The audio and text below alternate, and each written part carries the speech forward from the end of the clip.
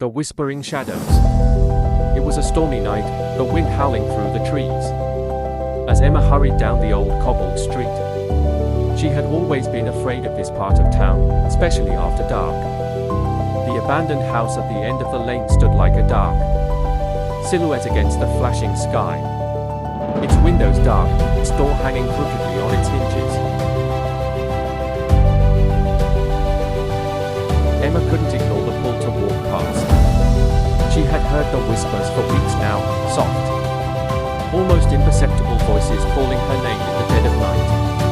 At first, she thought it was the wind, but tonight, the voices felt different. They were closer, almost as if they were waiting for her. Emma stopped at the gate, her breath heavy in the cold air. She glanced back. The street was empty, the only sound the relentless battering of the storm. As she reached for the rusted gate, a strange coldness gripped her fingers. She pulled her hand away from it, but something was already wrong. The door creaked open by itself.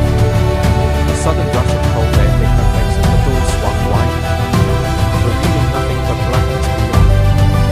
It seemed to stretch on endlessly, as though the house was a void, swallowing any light or sound.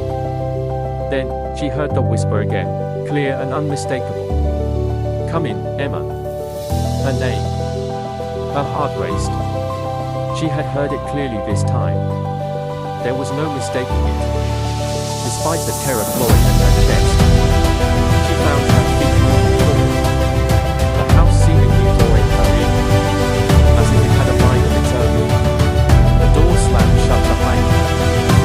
Inside, the air was thick with the smell of decay. The walls were covered in peeling wood, and the floorboards creaked under her weight as she ventured deeper into the house. There were no lights, only the dim glow of a storm glass window casting jagged shadows along the walls.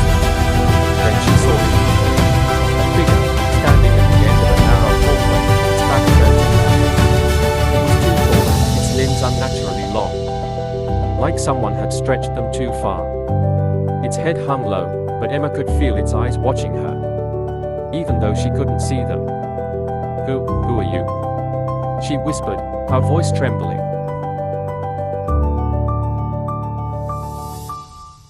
But as it moved, the shadow seemed to flicker. And in the brief moment between the flashes of lightning, Emma saw something she could never unsee. Its face was not a face at all, but a swirling mass of darkness, eyes, and jagged teeth. It spoke again, its voice now a low, guttural growl that made her blood run cold. "You should not have come." Before she could react, the shadows around her shifted, reaching out like tendrils, closing in from all sides. Emma tried to scream, but her voice was swallowed by the darkness.